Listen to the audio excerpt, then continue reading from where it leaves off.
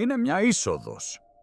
Μπορούμε να δούμε μια είσοδο. Για πάνω από 2.000 χρόνια η πέτρα στέκεται ως ένα από τα μεγαλύτερα θαύματα του αρχαίου κόσμου.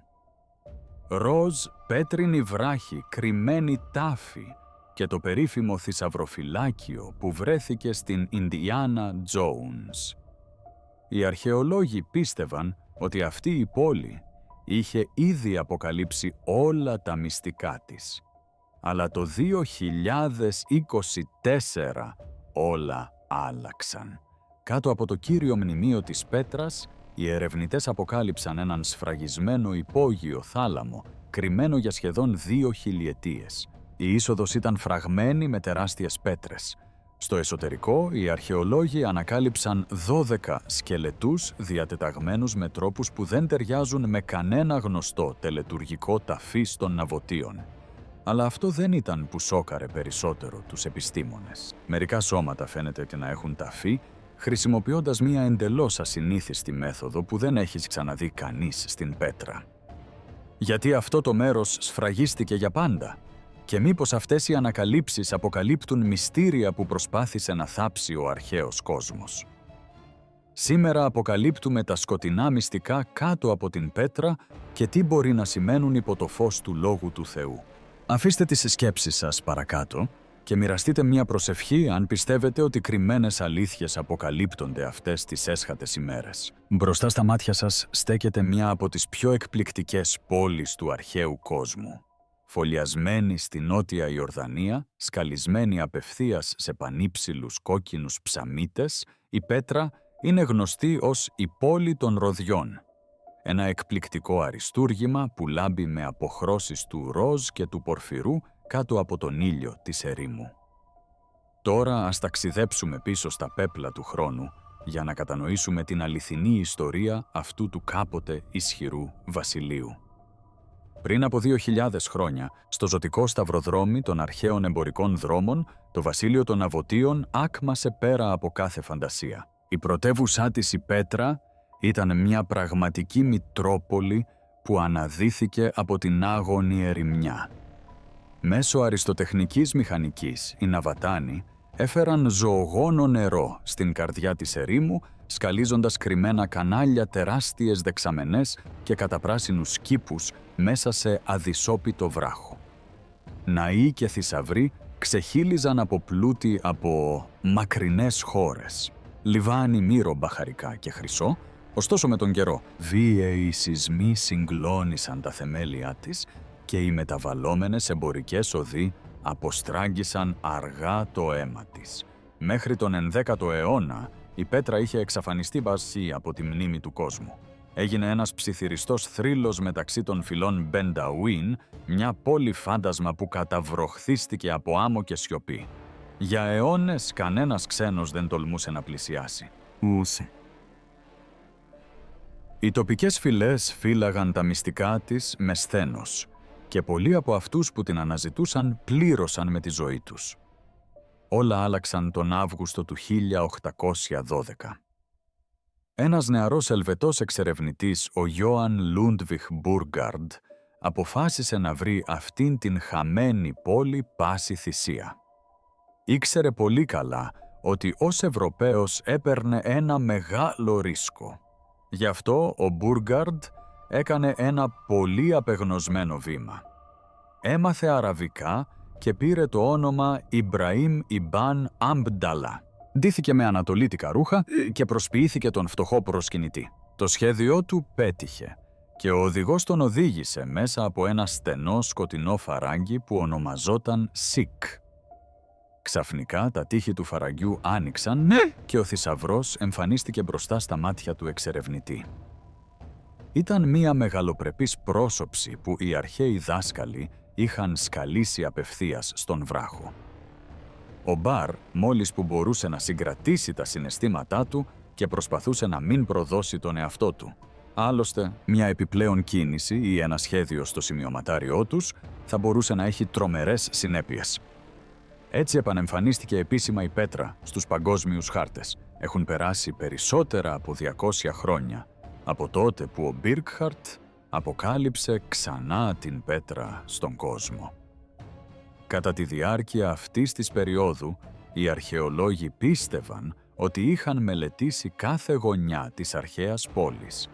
Ωστόσο, κάτω από τα πόδια εκατομμυρίων τουριστών, το πιο σκοτεινό μυστικό της Πέτρας παρέμενε κρυμμένο. Το 2024, οι ερευνητές ανακάλυψαν έναν σφραγισμένο θάλαμο θαμμένο κάτω από το ίδιο το θησαυροφυλάκιο. Η είσοδος είχε σκόπιμα φραχθεί με τεράστιες πέτρες πριν από σχεδόν 2.000 χρόνια και είχε καλυφθεί με χώμα ώστε να μην τη βρει ποτέ κανείς. Για να καταλάβετε γιατί αυτή η ανακάλυψη σόκαρε τους αρχαιολόγους, πρέπει να καταλάβετε ποιος έχτισε την πέτρα. Οι Ναβωτάνοι ξεκίνησαν ως νομάδες της ερήμου, περιπλανόμενοι σε σκληρές εκτάσεις με τα κοπάδια τους. Ωστόσο έγιναν άριστοι στην επιβίωση σκαλίζοντας κανάλια, δεξαμενές και κρυφά συστήματα ίδρευσης σε άγωνο βράχο. Σε ένα μέρος σχεδόν χωρίς βροχοπτώσεις, η πέτρισμα έγινε μια ακμάζουσα όαση γεμάτη με συντριβάνια και κήπους. Αυτός ο πλούτος τους επέτρεψε να χτίσουν το θησαυροφυλάκιο, το γιγάντιο μνημείο, σκαλισμένο στο βράχο ύψους σχεδόν 12 ορόφων. Οι αρχαίοι θρύλοι ισχυρίζονταν ότι ο χρυσός του Φαραώ ήταν κρυμμένος μέσα στην πέτρινη αμπελώνα του. Για γενιές, οι κυνηγοί θησαυρών πυροβόλησαν ακόμη και με όπλα την πρόσωψη, ελπίζοντας ότι θα έπεφταν νομίσματα. Αλλά αυτό που ανακάλυψαν στη συνέχεια οι ερευνητές θα μετέτρεπε την οικία ομορφιά της πέτρας σε κάτι πολύ πιο στοιχειωτικό. Για γενιές, οι επιστήμονες απέρριπταν πολλές ιστορίες για κρυμμένους θαλάμους κάτω από την πέτρα ως απλούς τουριστικούς θρύλους. Ωστόσο, το 2024 έγινε αναμφισβήτητα σαφές ότι το μεγαλύτερο μυστήριο δεν βρισκόταν πίσω από τις μεγαλοπρεπείς προσώψεις, αλλά βρισκόταν σιωπηλά ακριβώς κάτω από τα πόδια μας. Στην πολυσύχναστη πλατεία, μπροστά στο θησαυροφυλάκιο, τον πιο επισκέψιμο και ιερό τόπο, σε όλη την Ιορδανία, χιλιάδες τουρίστες από όλο τον κόσμο περνούν καθημερινά. Για δεκαετίες οι αρχαιολόγοι αντιμετώπιζαν επανειλημμένες αρνήσεις. Οι Ιορδανικές αρχές φοβόντουσαν ότι οποιαδήποτε εξκαφή θα μπορούσε να προκαλέσει ζημιά στα αρχαία θεμέλια ή να αποθαρρύνει τους επισκέπτες. Ωστόσο, μία αποφασισμένη ομάδα αρνήθηκε να τα παρατήσει. Πρότειναν νέα έργα χρησιμοποιώντας την πιο προηγμένη σύγχρονη τεχνολογία, υπόσχοντας ελάχιστες επιπτώσεις στο μνημείο. Μετά από πολλά χρόνια επιμονή στο τμήμα αρχαιοτήτων της Ιορδανίας, τελικά χορήγησε έγκριση υπό εξαιρετικά αυστηρούς όρους. Κάθε γραμμάριο χώματος έπρεπε να καταγραφεί προσεκτικά. Δεν επρόκειτο ποτέ για θησαυρούς, αλλά για την αποκάλυψη αληθινής γνώσης του παρελθόντος. Αμερικανοί και Σκοτσέζοι ειδικοί ενώθηκαν με Ιορδανούς ειδικούς και αξιωματούχους του Εθνικού Οργανισμού σε μια σπάνια στιγμή συνεργασίας. Πριν από οποιαδήποτε εργασία φτιαρικού στο έδαφος, η ομάδα πραγματοποίησε τηλεπισκόπηση. Ραντάρ εδάφους έστειλε ραδιοκύματα βαθιά στη γη έως και 10 μέτρα, ανιχνεύοντας αλλαγές στην πυκνότητα. Στην αρχή, οι σαρώσεις αποκάλυψαν μόνο αναμενόμενες ρογμές και αρχαία κανάλια νερού. Ξαφνικά, ένα αιχμηρό, τέλεια ορθογώνιο σχήμα εμφανίστηκε στις οθόνες, οι άκρες του πολύ ακριβείς για να είναι φυσικές. Το ονόμασαν θάλασσα ανομαλίας, αλλά η ομάδα σύντομα το ονόμασε σφραγισμένο θάλαμο. Αλλά τι ακριβώς κρυβόταν πίσω από αυτό το τέλειο ορθογώνιο σχήμα?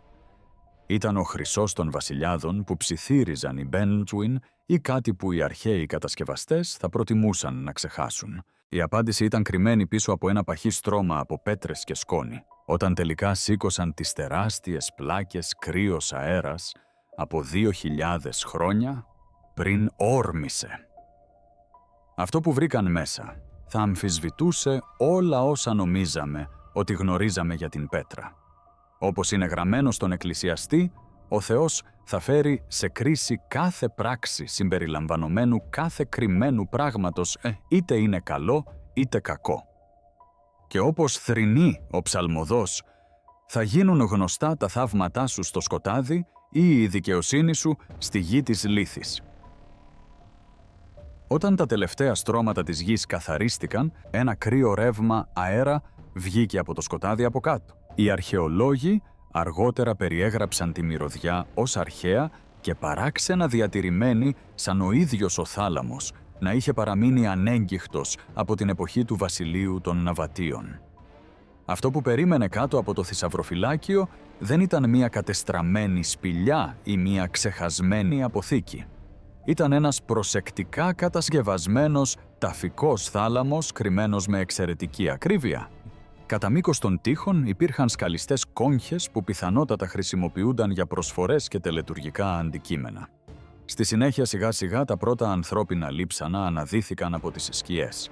Ένα κρανίο βρισκόταν σε τέλεια ευθυγράμμιση με τη σπονδυλική του στήλη πάνω σε μια πέτρινη πλατφόρμα σαν το σώμα να είχε τοποθετηθεί εκεί πρόσφατα. Σύντομα περισσότεροι σκελετοί εμφανίστηκαν κοντά. Ο ένας μετά τον άλλον αποκαλύφθηκε ο θάλαμος προσεκτικά διατεταγμένος. Τα λείψανα διατηρούνται σε αξιοσημείωτη κατάσταση μετά από σχεδόν 2.000 χρόνια κάτω από το έδαφος.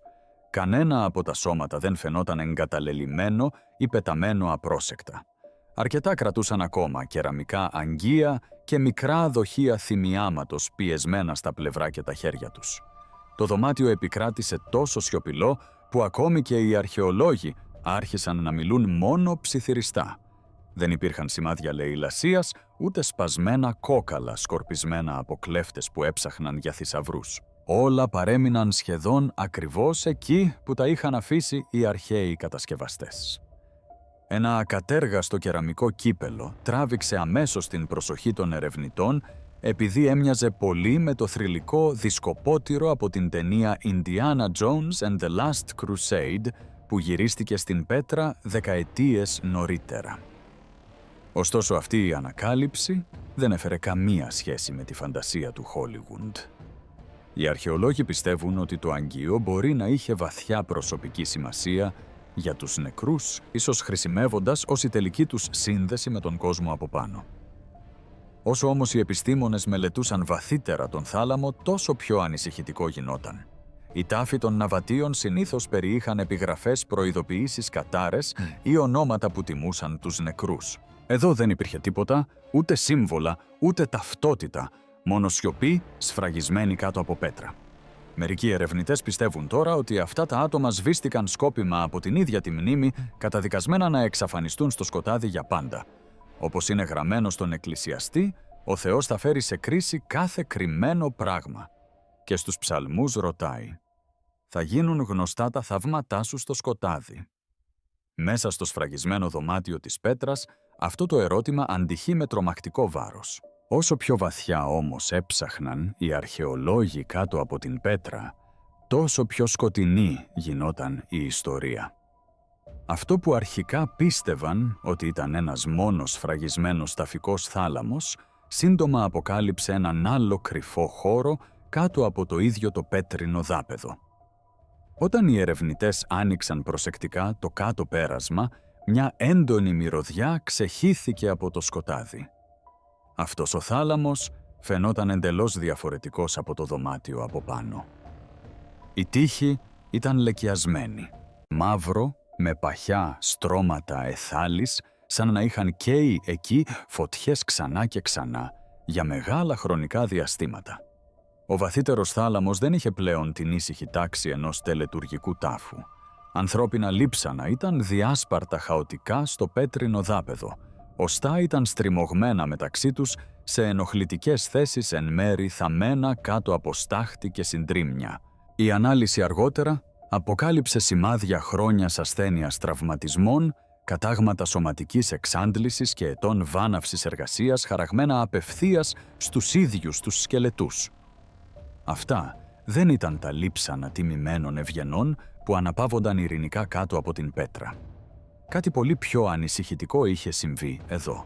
Ακόμα και μετά από σχεδόν 2.000 χρόνια ο θάλαμος διατήρησε ίχνη που θα έπρεπε να είχαν εξαφανιστεί προπολού. Οι επιστήμονες ανακάλυψαν μικροσκοπικά θραύσματα δέρματος και μαλλιών που εξακολουθούσαν να είναι προσκολλημένα σε ορισμένα λείψανα, επειδή το υπόγειο δωμάτιο είχε παραμείνει σχεδόν τέλεια σφραγισμένο από τον εξωτερικό αέρα. Μέσα σε τελετουργικά κύπελα, οι ερευνητές βρήκαν σκούρο ίζημα που περιείχε ασυνήθιστα υψηλά επίπεδα σιδήρου αναμεμειγμένα με οργανικά υπολείμματα. Οι ειδικοί πιστεύουν τώρα ότι θυμίαμα έλαια μείγματα με βάση το αίμα και τελετουργικές ουσίες μπορεί να έχουν καεί επανειλημμένα μέσα στον θάλαμο κατά τη διάρκεια τελετών που σχετίζονταν με τον θάνατο και τον κόσμο των πνευμάτων. Και καθώς τα στοιχεία γινόταν πιο σκοτεινά, πολλοί δεν μπορούσαν να αγνοήσουν τις προειδοποιήσεις που είχαν ήδη γραφτεί στις γραφές. Το Δευτερονόμιο 18:10 έως 12 καταδικάζει τις απαγορευμένες πρακτικές που συνδέονται με τους νεκρούς, τη μαντεία και τις απόκρυφες τελετουργίες που εκτελούνται κρυφά. Το Ισαΐας 8:19 προειδοποιεί εναντίον εκείνων που αναζητούν οικεία πνεύματα και μάγους που κρυφοκοιτάζουν και μουρμουρίζουν.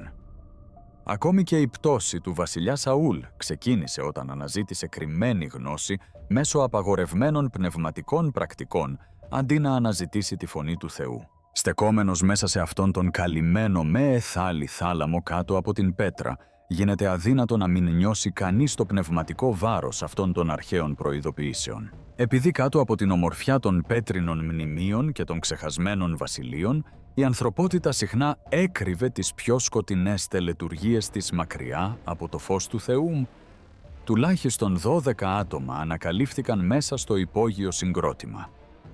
Μερικά σώματα αναπαύονταν σε προσεκτικά διατεταγμένες θέσεις, ενώ άλλα φαινόταν να συνδέονται με κάτι πολύ πιο σκοτεινό.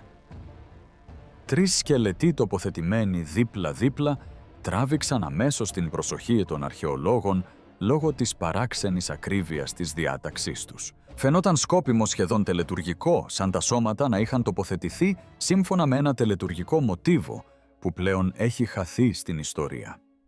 Ένα άτομο φορούσε ακόμα στολίδια που συνδέονταν με υψηλότερη κοινωνική θέση, γεγονός που υποδηλώνει ότι τουλάχιστον ένας από τους νεκρούς μπορεί να ανήκε στην ελίτ της πέτρας.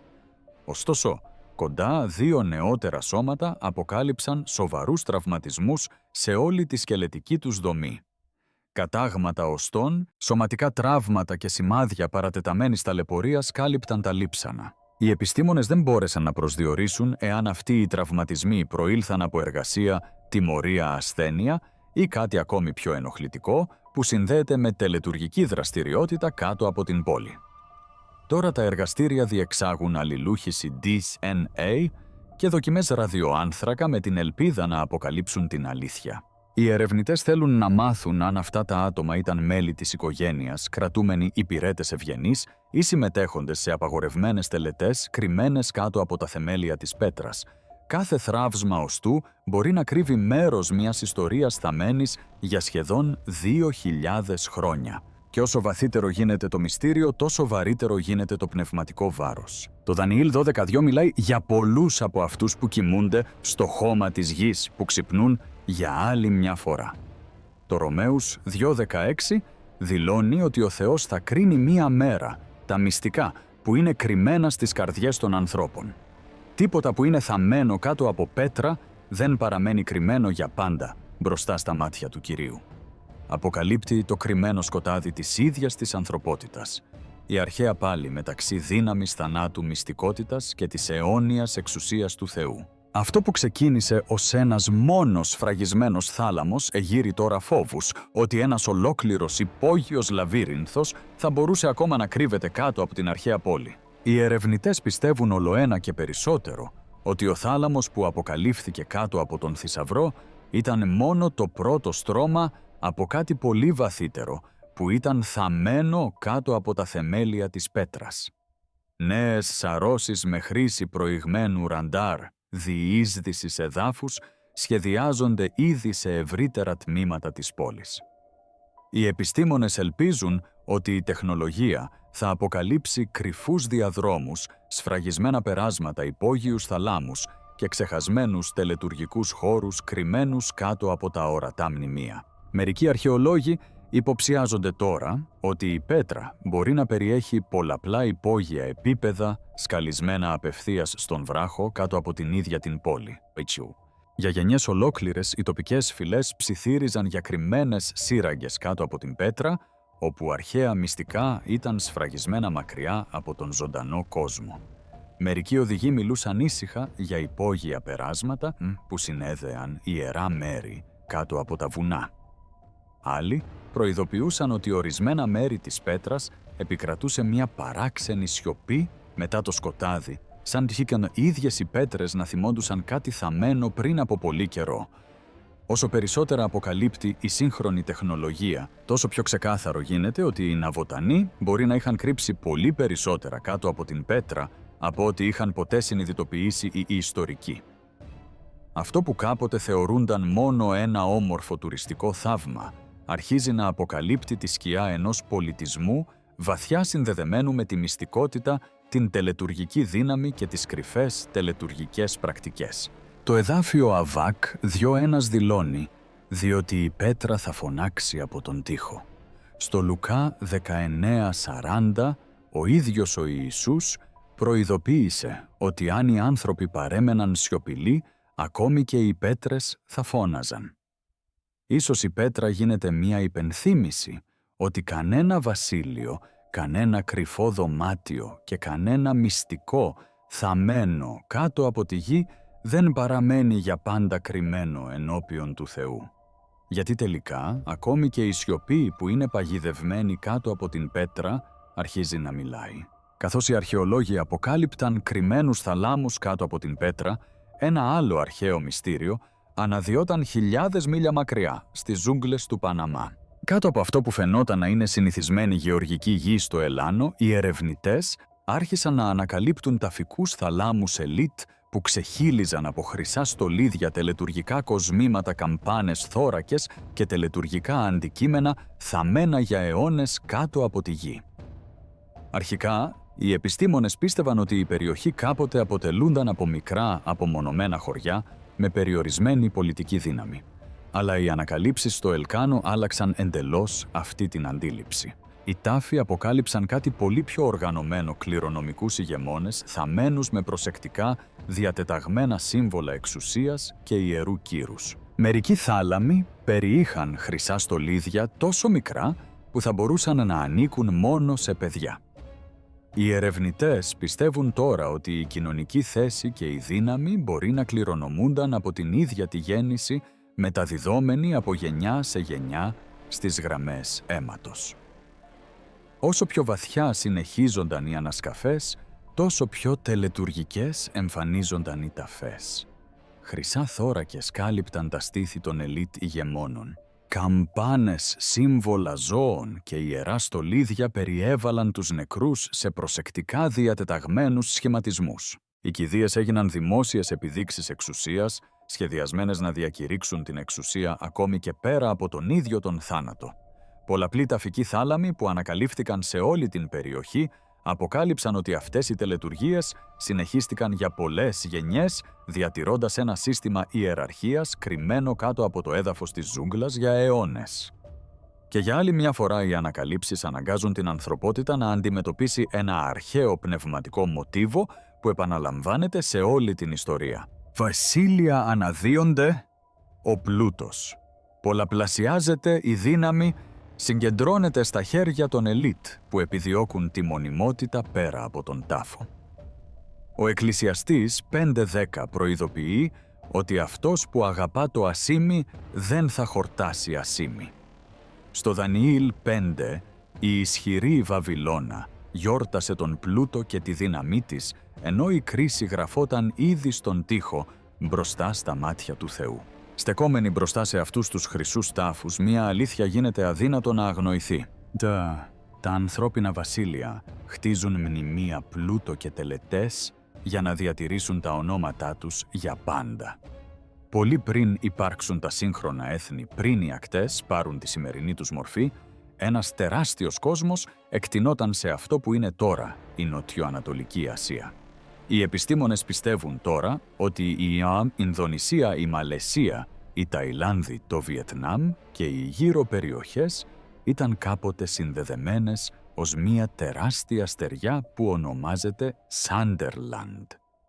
Σήμερα, το μεγαλύτερο μέρος αυτού του αρχαίου κόσμου βρίσκεται θαμμένο κάτω από τον ωκεανό. Αρχαιολόγοι που εργάζονταν κάτω από τα Ινδονησιακά νερά αποκάλυψαν περισσότερα από 6.000 θραύσματα απολιθωμάτων διάσπαρτα στον βυθισμένο βυθό συμπεριλαμβανομένων υπολειμμάτων του Homo erectus που χρονολογούνται χιλιάδες χρόνια πριν.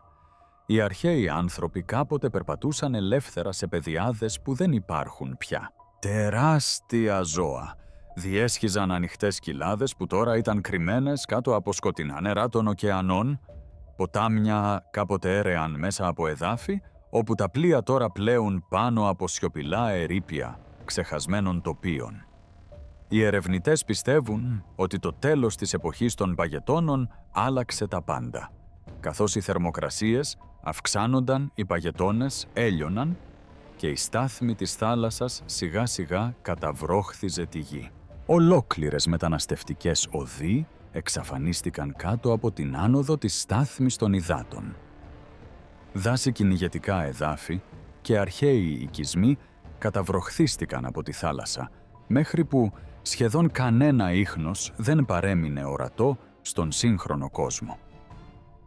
Αυτό που κάποτε φιλοξενούσε ζωή έγινε ένα σιωπηλό υποβρύχιο νεκροταφείο κρυμμένο κάτω από τα βάθη. Η Γένεση 7 περιγράφει τα νερά του κατακλυσμού που ανέβαιναν στη γη μέχρι που ολόκληροι πολιτισμοί εξαφανίστηκαν κάτω από την κρίση και το νερό. Το Λουκάς 17:27 προειδοποιεί ότι στις ημέρες πριν από την καταστροφή η ανθρωπότητα συνέχισε να τρώει, να πίνει, να παντρεύεται και να ζει κανονικά μέχρι που ήρθε ο κατακλυσμός και τους κατέστρεψε όλους. Ο προφήτης Ισαΐας διακήρυξε στον Ισαΐα 24:19 ότι η γη έχει διαλυθεί ολοκληρωτικά. Ο Ψαλμός 104:6 έως 9 μιλάει για νερά που κάποτε κάλυπταν τη γη ενώπιον του Θεού, καθιερωμένα όρια για τις θάλασσες. Ακόμα και το Ιώβ 12:15 μας υπενθυμίζει ότι όταν ο Θεός συγκρατεί ή απελευθερώνει τα νερά, ολόκληρες χώρες μπορούν να ανατραπούν. Ολόκληροι πολιτισμοί μπορούν να εξαφανιστούν. Βασίλεια μπορούν να βυθιστούν κάτω από τα νερά της ιστορίας. Αλλά ο λόγος του Θεού παραμένει όρθιος πολύ καιρό, αφότου κάθε ξεχασμένη γη έχει εξαφανιστεί κάτω από τα βάθη.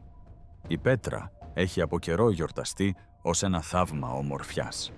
Πανύψηλη ροζ βράχη μεγαλοπρεπής ναή και αριστουργηματική αρχιτεκτονική σκαλισμένη απευθείας στην πέτρα. Ωστόσο, οι ανακαλύψεις κάτω από το θησαυροφυλάκιο αναγκάζουν τον κόσμο να αντιμετωπίσει μία άλλη πραγματικότητα κρυμμένη πίσω από αυτή την ομορφιά. Κάτω από τις σκαλιστές προσώψεις βρισκόταν ένας πολιτισμός ικανός για μυστικότητα, τελετουργική σιωπή και σκόπιμη ταφή της αλήθειας. Η σύγχρονη αρχαιολογία αποκαλύπτει σιγά σιγά ιστορίες που ο αρχαίος κόσμος μπορεί να ήθελε απεγνωσμένα να ξεχαστούν. Ο σφραγισμένος θάλαμος έχει μεταμορφώσει την πέτρα από σύμβολο θαύματος σε κάτι πολύ πιο ανησυχητικό. Ένα μέρος όπου η ίδια η μνήμη ήταν θαμμένη κάτω από στρώματα γης και πέτρας. Κάθε σκελετός, κάθε τελετουργικό σκεύος, κάθε κρυφό πέρασμα μοιάζει με ηχό που αναδύεται από το σκοτάδι της ιστορίας. Η επιστολή προς Εφεσίους 5:13 λέει «Όλα τα ελεγχόμενα φανερώνονται από το φως». Το εδάφιο Εκκλησιαστής 3:17 υπενθυμίζει στην ανθρωπότητα ότι ο Θεός θα κρίνει και τους δίκαιους και τους ασεβείς, διότι υπάρχει προσδιορισμένος καιρός για κάθε κρυφό πράγμα. Οι αριθμοί 32 έως 23 προειδοποιούν «Βεβαιώσου ότι η αμαρτία σου θα σε βρει». Υπάρχει κάτι βαθιά πνευματικό στο να βλέπεις αρχαίους θαλάμους να ανοίγουν ξανά μετά από αιώνες σιωπής, σαν Ισού Τσαούμς, η ίδια η γη να απελευθερώνει θαμμένες μαρτυρίες από πολιτισμούς που έχουν περάσει πρόπολου. Ακόμα και το Αβακούμ 2:11 δηλώνει ότι η πέτρα θα φωνάξει από τον τοίχο. Οι πέτρες δεν μιλούν πλέον μόνο για δόξα εμπόριο και ξεχασμένα βασίλεια, αρχίζουν να ψιθυρίζουν για το κρυμμένο σκοτάδι που οι άνθρωποι προσπάθησαν να θάψουν από κάτω τους. Πολύ πριν η πέτρα γίνει μια ξεχασμένη πόλη, θα μένει κάτω από την άμμο της ερήμου. Οι Ναβατάνοι κυριαρχούσαν σε μερικές από τις σημαντικότερες εμπορικές οδούς στη γη.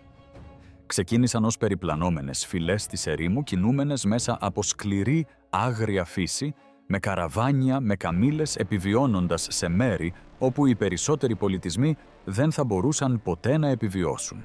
Ωστόσο, με την πάροδο του χρόνου, αυτοί οι νομάδες έχτισαν ένα από τα πλουσιότερα βασίλεια του αρχαίου κόσμου, κρυμμένο ανάμεσα στα κόκκινα όρη της Ιορδανίας.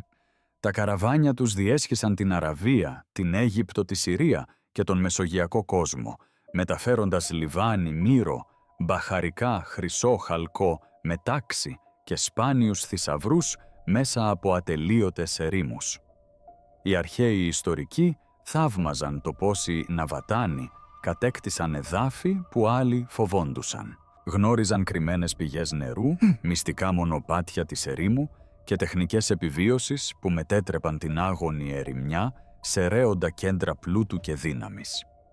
Η ίδια η Καμήλα έγινε το ζωντανό σύμβολο του βασιλείου, τους υπομονετικοί ανθεκτικοί και ικανοί να διασχίσει εδάφη όπου οι απλοί άνθρωποι θα χανόντουσαν.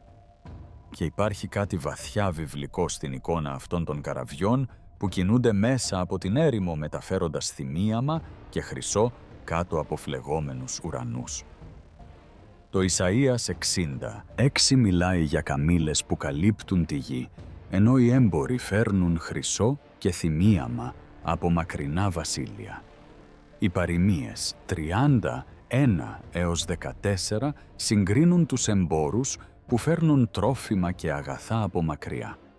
Ακόμα και ο Ιεζεκίηλ 27 περιγράφει ολόκληρα έθνη που πλουτίζουν μέσω του εμπορίου, της πολυτέλειας και των πολύτιμων φορτίων που διασχίζουν αρχαίες ρίζες. Οι αγορές της πέτρας ξεχύλιζαν από πλούτο, ενώ μυστικά δωμάτια και θαμμένες τελετουργίες υπήρχαν σιωπηλά κάτω από τα θεμέλια της πόλης. Στην Αποκάλυψη, 18 ισχυρά βασίλεια, χτισμένα πάνω στο εμπόριο και την πολυτέλεια, υψώνονται ένδοξα πριν καταρρεύσουν σε μια μόνο ώρα πριν από την κρίση του Θεού. Οι Ναβατέοι κατέκτησαν το εμπόριο, το έδαφος και την επιβίωση στην έρημο. Ωστόσο, όπως κάθε ανθρώπινο βασίλειο πριν από αυτούς, το μεγαλείο τους τελικά σιώπησε κάτω από την άμμο. Μόνο ο λόγος του Θεού παρέμεινε αμετάβλητος, ενώ αυτοκρατορίες, καραβάνια και θησαυροί εξαφανίστηκαν στην ιστορία. Οι Ναβατέοι κατασκεύασαν ένα από τα πιο προηγμένα υδραυλικά συστήματα του αρχαίου κόσμου. Πάνω από 125 χιλιόμετρα καναλιών σωλήνων δεξαμενών, σιφώνων και υπόγειων δεξαμενών αποθήκευσης μετέφεραν νερό σε όλη την πέτρα. Έσκαβαν στενά κανάλια απευθείας σε πέτρινους βράχους, οδηγώντας κάθε σταγόνα βρόχινου νερού σε κρυφές δεξαμενές, προστατευμένες από την εξάτμιση. Υπόγειες δεξαμενές, επενδυμένες με αδιάβροχο σοβά, αποθήκευαν τεράστιες ποσότητες νερού κατά τη διάρκεια των περιόδων ξηρασίας. Καθώς τα καραβάνια έμπαιναν στην πέτρα, μέσα από το στενό άρρωστο φαράγγι, οι ταξιδιώτες λέγεται ότι άκουγαν τον ήχο του τρεχούμενου νερού να αντυχεί στους πέτρινους τοίχους. Κήποι οπορώνες, συντριβάνια και πισίνες εμφανίζονταν στη μέση της άγονης ερημιάς σαν κάτι σχεδόν υπερφυσικό. Στους αρχαίους επισκέπτες η πέτρα πρέπει να φαινόταν λιγότερο σαν ανθρώπινη πόλη και περισσότερο σαν ένα κρυφό βασίλειο που διατηρούνταν μέσα στην ίδια την έρημο. Και όσο πιο βαθιά μελετά κανείς την πέτρα, τόσο πιο ξεκάθαρο γίνεται ότι το νερό ήταν κάτι περισσότερο από επιβίωση. Έγινε σύμβολο δύναμης. Όποιος έλεγχε το νερό, έλεγχε την ίδια τη ζωή στην έρημο. Ο πλούτος στο εμπόριο και η επιρροή έρεαν μέσα από την πέτρα, επειδή οι Ναβατέοι κυριαρχούσαν σε ό,τι άλλοι δεν μπορούσαν. Η Αγία Γραφή συχνά χρησιμοποιεί το νερό ως σημάδι ζωής και ως σύμβολο της εξουσίας του Θεού. Ο Ισαΐας 35:6 προφητεύει ότι θα αναβλήσουν νερά στην έρημο και ριάκια στην έρημο. Το Ιερεμίας 2:13 προειδοποιεί να μην εγκαταλείψουμε την πηγή των ζωντανών νερών. Στο Ιωάννη 4:14, ο Ιησούς μιλάει για το αληθινό ζωντανό νερό που αναβλύζει σε αιώνια ζωή. Ωστόσο, ακόμη και οι δεξαμενές της πέτρας τελικά στέρεψαν. Τα συντριβάνια της σίγησαν. Οι κήποι εξαφανίστηκαν κάτω από την άμμο και την πέτρα. Τα ανθρώπινα βασίλεια μπορεί να ελέγχουν το νερό για μια εποχή, αλλά μόνο ο Θεός παραμένει η αιώνια πηγή ζωής σε κάθε έρημο που διασχίζει η ανθρωπότητα. Η πέτρα ήταν πολύ περισσότερο από μια πόλη σκαλισμένη στην πέτρα. Στον αρχαίο κόσμο έγινε μια από τις μεγαλύτερες εμπορικές πρωτεύουσες στη γη. Ένα σταυροδρόμι όπου ο πλούτος από μακρινά βασίλεια έρεε μέσα από την έρημο σαν ποτάμια χρυσού. Μέρα με τη μέρα τεράστια καραβάνια με καμήλες διέσχιζαν χιλιάδες χιλιόμετρα, μεταφέροντας λιβάνι, μύρο, μπαχαρικά, μετάξι χαλκό, πολύτιμους λίθους και σπάνιους θησαυρούς από την Νότια Αραβία προς τον Μεσογειακό κόσμο. Το Ιεζεκιήλ 27 μιλάει για έθνη που πλουτίστηκαν μέσω του εμπορίου, της πολυτέλειας και της ανταλλαγής πολύτιμων φορτίων που διέρχονταν μεταξύ των βασιλείων. Το ασήμιο χρυσό στα μπαχαρικά, το θυμίαμα και τα εκλεκτά αγαθά έγιναν σύμβολα δύναμης και ανθρώπινης δόξας. Ωστόσο, η βίβλος προειδοποιεί επίσης πόσο γρήγορα ο πλούτος μπορεί να τυφλώσει τους πολιτισμούς στην πνευματική διαφθορά που αναπτύσσεται κάτω από την επιφάνεια. Η Αποκάλυψη 18:11 περιγράφει τους εμπόρους να θρηνούν, καθώς τα ισχυρά βασίλεια καταραίουν και τα πλούτη τους εξαφανίζονται σε μία στιγμή πριν από την κρίση του Θεού. Ιακώβου 5. 1-3 προειδοποιεί τους πλούσιους ότι οι θησαυροί που είναι αποθηκευμένοι στη γη τελικά σαπίζουν, ενώ η κρίση πλησιάζει αόρατη. Η πέτρα έφτασε σε εξαιρετική ακμή κατά τον 1ο αιώνα μετά Χριστόν. Οι αγορές της άκμασαν τα καραβάνια της, πολλαπλασιάστηκαν, η επιρροή της εκτινόταν σε ερήμους και αυτοκρατορίες. Ωστόσο σήμερα οι κάποτε πολυσύχναστες εμπορικές της διαδρομές στέκονται σιωπηλές κάτω από σπασμένες πέτρες και παρασυρώμενη άμμο. Τα βασίλεια που χτίστηκαν πάνω στον πλούτο τελικά εξασθενούν, αλλά η εξουσία του Θεού παραμένει ανέγκυχτη, ενώ οι μεγαλύτερες πόλεις της ιστορίας εξαφανίζονται στη σκόνη.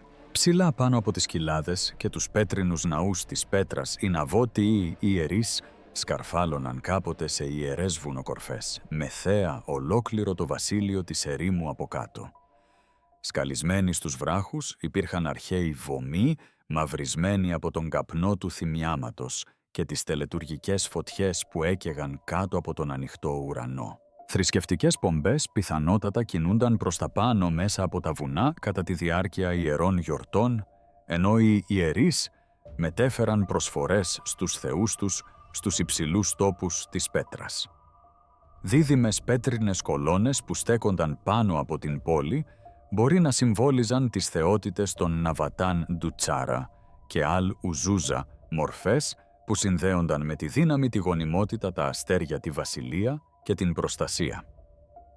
Ολόκληρο το σύστημα πεποιθήσεων της πέτρας συνέδεε τα βουνά, το εμπόριο, το νερό, τον πλούτο και τη βασιλική εξουσία σε μια ιερή τάξη που ελεγχόταν από τα ύψη πάνω από την πόλη. Κοιτάζοντας κάτω από εκείνα τα βωμούς των βουνών, οι ιερείς μπορούσαν να δουν τα καραβάνια που διέσχιζαν την έρημο, το τρεχούμενο νερό που ήταν κρυμμένο στους βράχους και τον πλούτο που έρρεε στην πέτρα από μακρινά έθνη. Ωστόσο, η Αγία Γραφή προειδοποιεί επανειλημμένα για πολιτισμούς που χτίζουν λατρεία σε υψηλούς τόπους χωρισμένους από την αληθινή εξουσία του Θεού. Ο Ψαλμός 120, 1-1 λέει «Θα σηκώσω τα μάτια μου προς τους λόφους». Αλλά ο Ψαλμός μας υπενθυμίζει αμέσως ότι η αληθινή βοήθεια προέρχεται μόνο από τον Κύριο. Το πρώτο Βασιλέων 14-23 μιλάει για έθνη που χτίζουν υψηλούς τόπους και ιερούς στήλους που οδηγούν τους ανθρώπους μακριά από την αλήθεια του Θεού. Ο Ιερεμίας 10-2 προειδοποιεί την ανθρωπότητα να μην απογοητεύεται από τα σημάδια του ουρανού που λατρεύουν τα έθνη και τελικά η ίδια η πέτρα άρχισε να καταραίει. Το 106 μετά Χριστόν η Ρωμαϊκή Αυτοκρατορία απορρόφησε το βασίλειο της Ναβωτίας υπό τον αυτοκράτορα Τραϊανό. Οι εμπορικοί δρόμοι σταδιακά εξαφανίστηκαν. Ο πλούτος μειώθηκε. Στη συνέχεια το 363 μετά Χριστόν ένας καταστροφικός σεισμός κατέστρεψε μεγάλο μέρος της πόλης. Μέσα σε αιώνες η Πέτρα παρέμενε σχεδόν εγκαταλελειμμένη, καθώς η έρημος ανέκτησε τους δρόμους τους, ναούς και τους ιερούς βωμούς της κάτω από την άμμο που παρασύρεται και τη σιωπή. Το εδάφιο Ναύμ 3.7 δηλώνει ότι τα πεσμένα βασίλεια ερημώνονται μπροστά στα μάτια του κόσμου. Η Αποκάλυψη 18.17 προειδοποιεί ότι ο μεγάλος πλούτος μπορεί να εξαφανιστεί σε μία ώρα. Η Πέτρα αποτελεί σήμερα ένα θαύμα και μία προειδοποίηση. Και πριν κλείσουμε, ήθε ο Θεός να δώσει σοφία, διάκριση και προστασία σε κάθε άτομο που ακούει σήμερα. Ήθε ο Κύριος να μας υπενθυμίσει ότι οι βασιλείες ανεβαίνουν και παρακμάζουν, αλλά ο λόγος του μένει για πάντα. Αν αυτό το μήνυμα μίλησε στην καρδιά σας, αφήστε μια προσευχή στα σχόλια και μοιραστείτε την με κάποιον που εξακολουθεί να πιστεύει ότι ο Θεός αποκαλύπτει την αλήθεια μέσα από τα σημάδια της ιστορίας. Σας ευχαριστώ που μείνατε μαζί μου μέχρι το τέλος.